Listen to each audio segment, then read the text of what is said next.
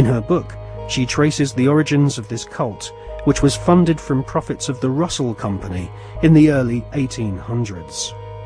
The Russell Trading Company was nothing more than an opium trading empire, which, still to this day, is the corporate arm of the Skull and Bones secret society.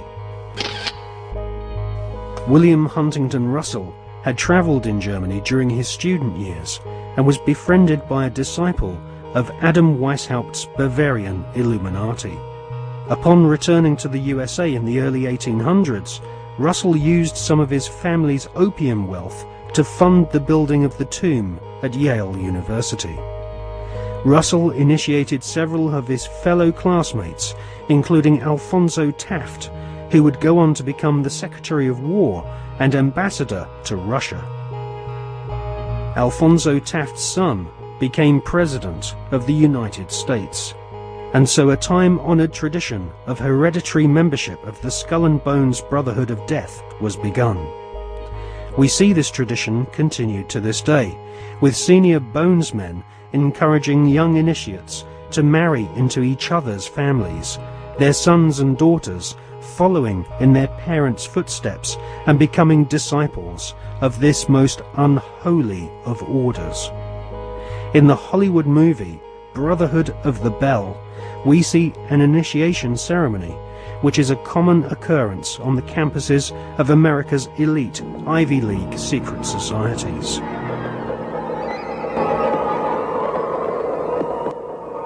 Mr. Patterson, Philip Everest Dunning, Mr. Chad Harmon, Mr. Dunning. Mr. Dunning, the articles and letters of the Brotherhood.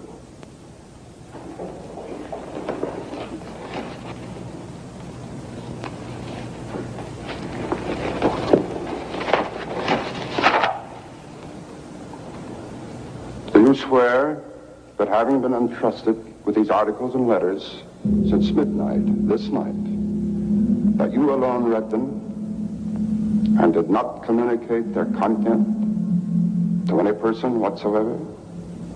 I so swear. Having so sworn, are you now prepared to go forward? I am prepared.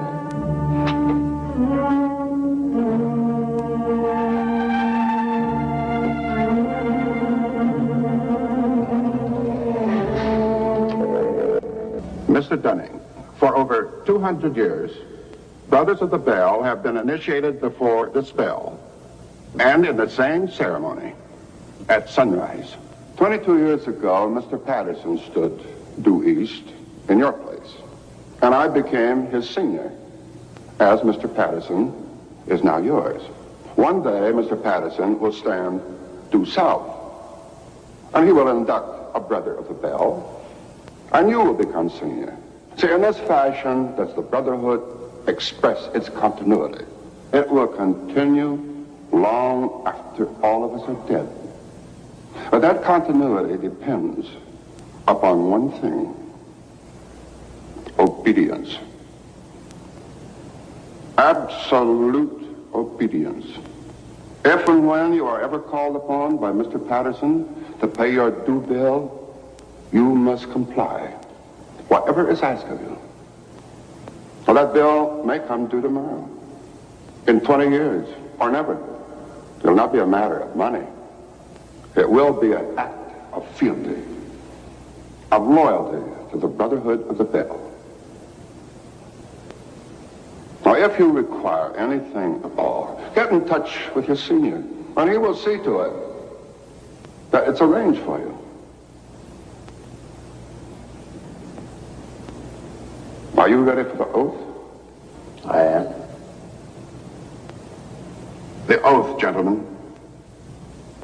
I, Chad Dunning, do swear in absolute faith that I shall reveal no secret of the Brotherhood of the Bell, that I shall respect my brothers and myself, that I will act as they desire, secure their interests as if they were my own. And I pledge this. My honor, my fortune, and my life.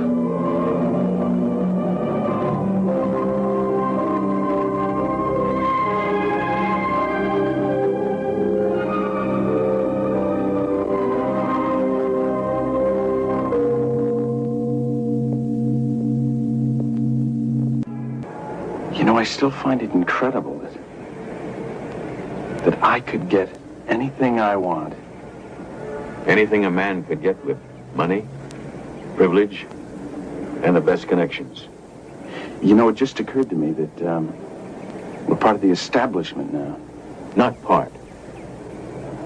The establishment.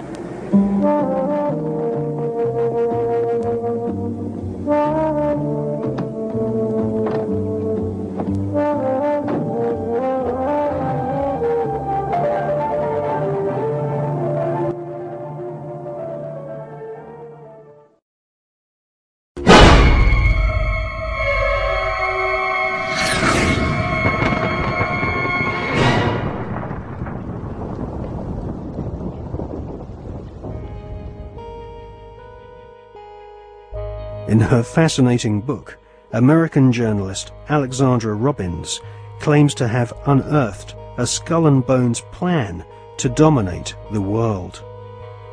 One can't help recognizing the fact that in the 170 years since the formation of the Skull and Bones Society, it has members in the most influential jobs all over the world. New initiates seem to fall effortlessly into high-paid jobs within banks, media organizations, government agencies, and huge corporations which earn vast profits from government defense contracts.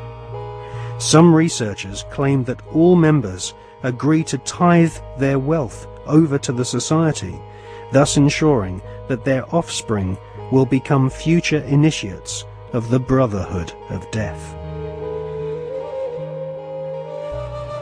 The Skull and Bones Brotherhood of Death recruits members from America's billionaire aristocracy. Multiple generations of the Bush family have taken part in sick satanically inspired rituals along with members of wealthy families who are behind some of America's most famous brand names.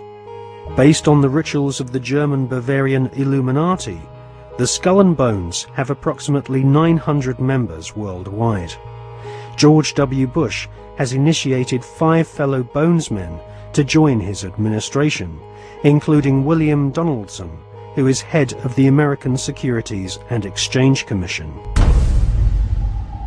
Upon initiation into the Skull and Bones, candidates are told that they must forever deny their membership. The psychological mind programming and brainwashing which goes on inside the tomb can only be guessed at, as no Bonesman has ever broken the fraternity's rule of silence. Fellow students at Yale have often said that on the night of ceremonies, blood-curdling yells and shrieks can be heard from inside the tomb. Some say the initiates are forced to wrestle in mud and are even beaten. This technique has been used by the CIA and EST brainwashing organizations who seek to wear down the subject mentally and physically using a program of punishment and verbal abuse. Once the will of the candidate has been broken and they have divulged all their sexual secrets to the elder Bonesmen, they stand naked and are reborn in a mockery of a Christian baptism, with elder Bonesmen dressed as the Pope and the devil conducting the ritual. Ron Rosenbaum is a journalist who writes for the New York Observer. He secretly filmed an initiation ceremony from the top of a building near the Skull and Bones headquarters. Members of the order dress up as the devil, the Pope, and a kind of Don Quixote character.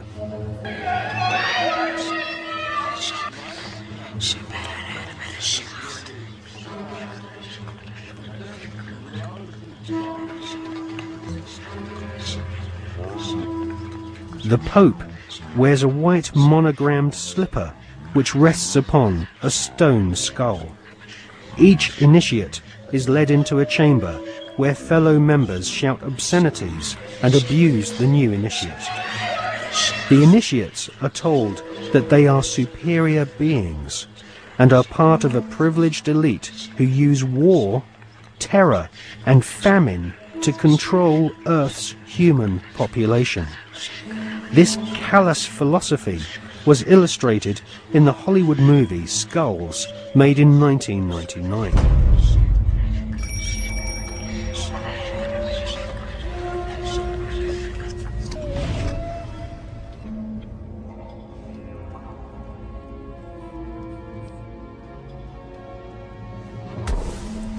Over the years, there have been several break-ins at the tomb, which is the headquarters of the Skull and Bones at Yale University.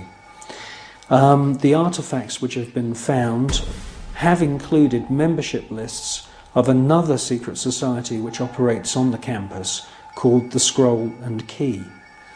Now, it seems pretty obvious as we research this material that the Wolf's Head, Phi Beta Kappa, the Scroll and Key, and Skull and Bones are all different flavours of the same Bavarian Illuminati secret society.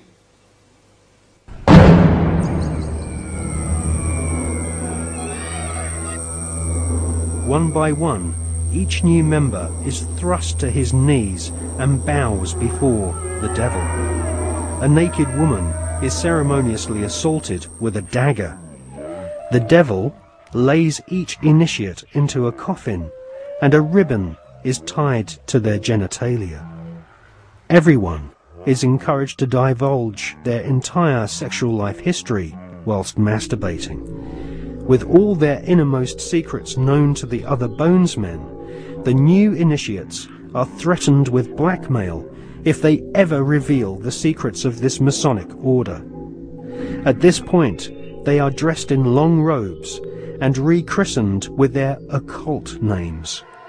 The Don Quixote character taps each member on the shoulder with a silver sword and proclaims, "By our order, I dub thee Knight of Eulogia."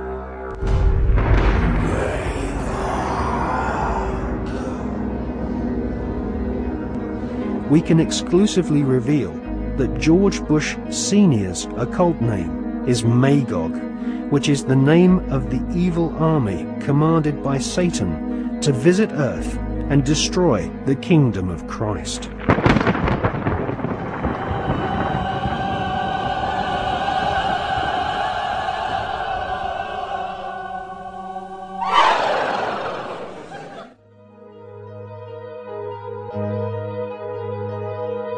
The American Ivy League colleges each have their own branches of the Skull and Bones Brotherhood of Death, indoctrinating the children of America's elite families who go on to become the captains of industry, banking, law, military, and the media.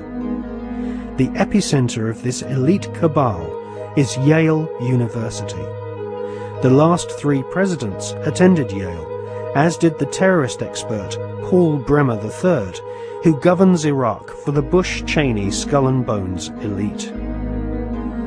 Members of the Anglo-American Illuminati network also share the same philosophy. They believe in a single, all-powerful superstate, which is governed by a single world leader. If the Illuminati were successful, and their dream would come true, it would be a virtual hell on earth. That is what the New World Order is all about. It's a living hell. It's Orwell's worst dream and nightmare.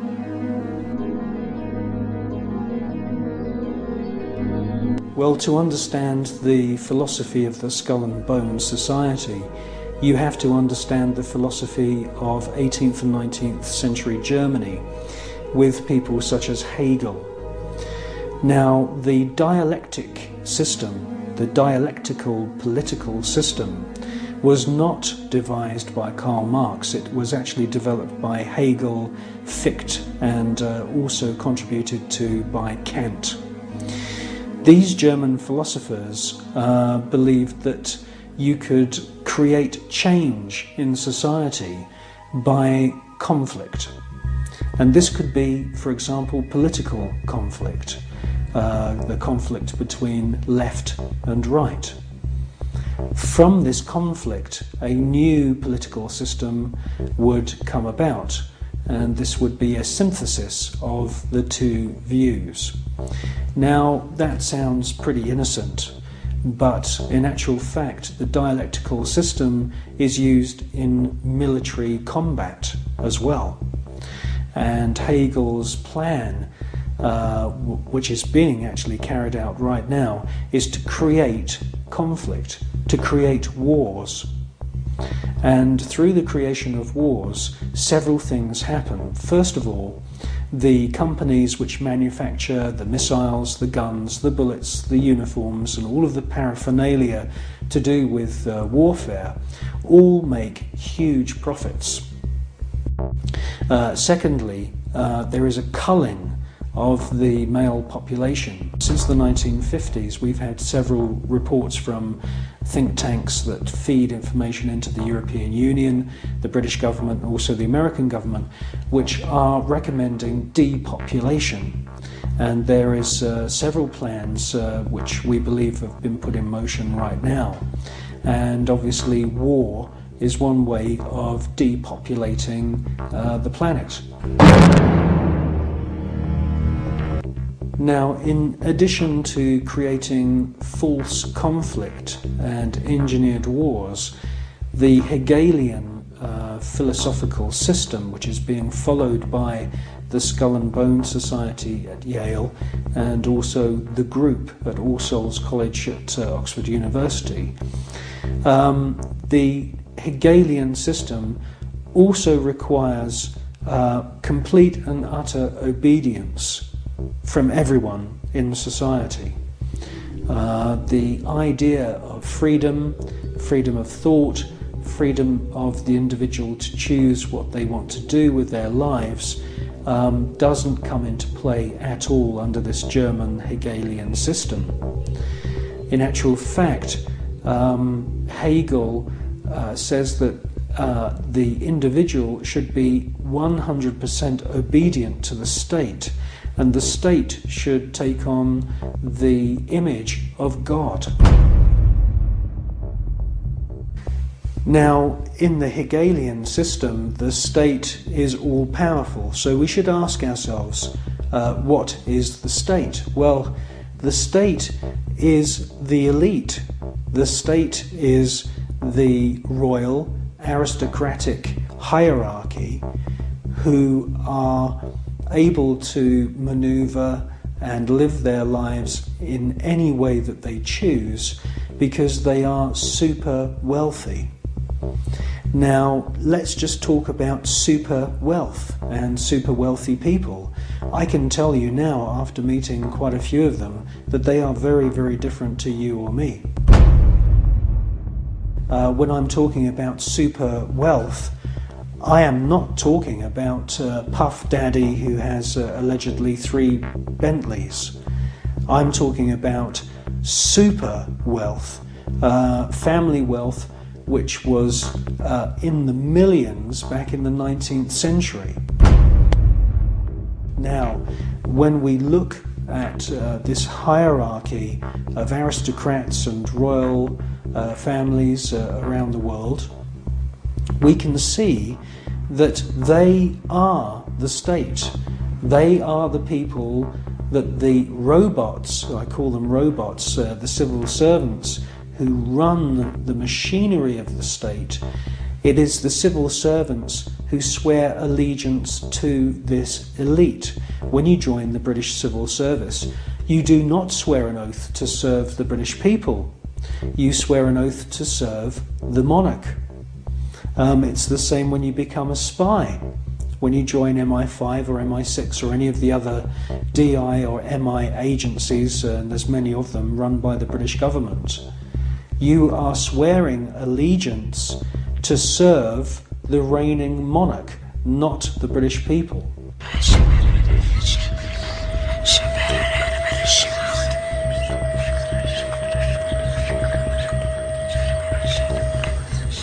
While the American people sing the Star-Spangled Banner, the most powerful people in the USA and Europe salute the ancient symbol of the Brotherhood of Death. In the book, Who's Who of America's Elite, the author has found that the Order of the Skull and Bones encourages its members to intermarry, thus keeping their spectacular wealth all in the family.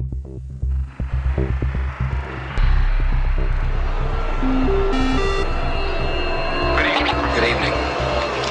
Today, our fellow citizens, our way of life, our very freedom came under attack.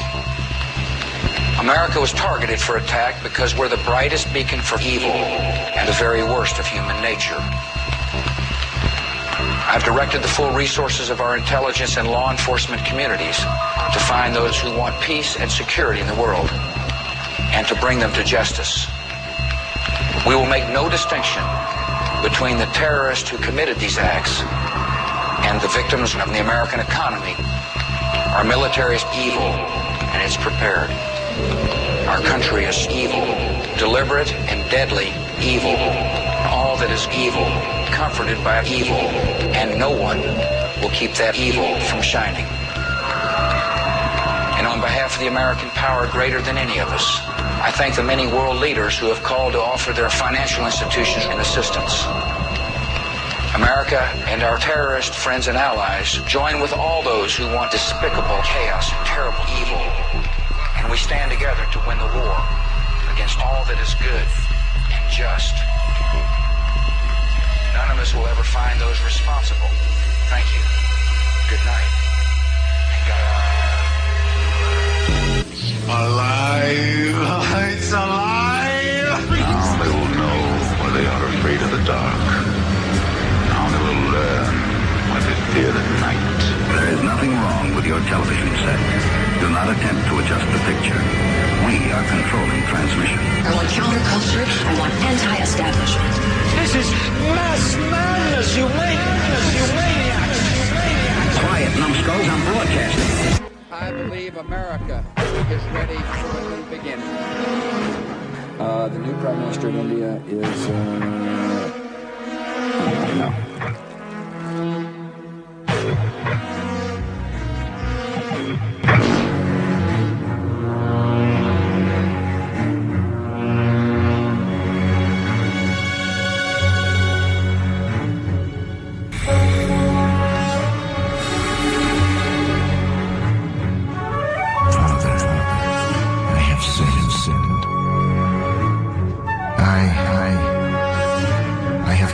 Killed many people.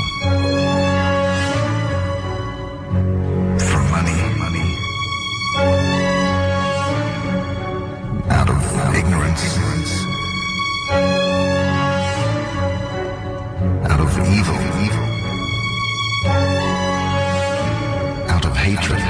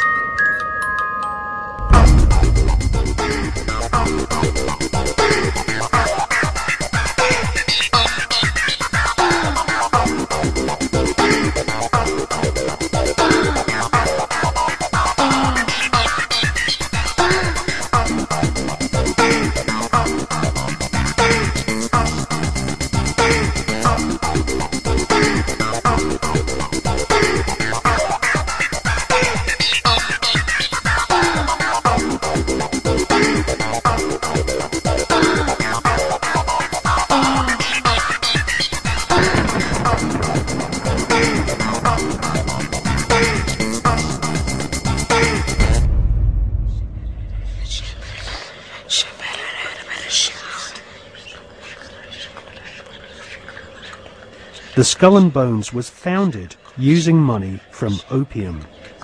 Retired Colonel Beau Gritz is a 33rd degree Freemason who interviewed Viet Cong soldiers after the Vietnam War, who told him that George Bush Sr.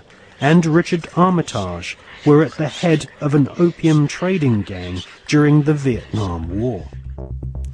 Afghanistan is the world's largest supplier of opium, and since the US invasion in 2002, the growing of opium poppies has reached staggering proportions, with money from the British government being used by opium farmers to plant gigantic fields of poppies.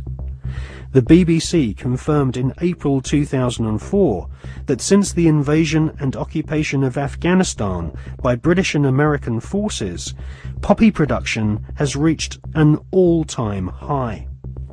Bonesmen have never had such an ideal opportunity to follow in the footsteps of their forebears and start smuggling opium. The American and British war machines are commanded by men who have all sworn allegiance to the blood-curdling murderous demon gods of the Illuminati. They are sacrificing the lives of your sons and daughters on the altar of the all-seeing eye.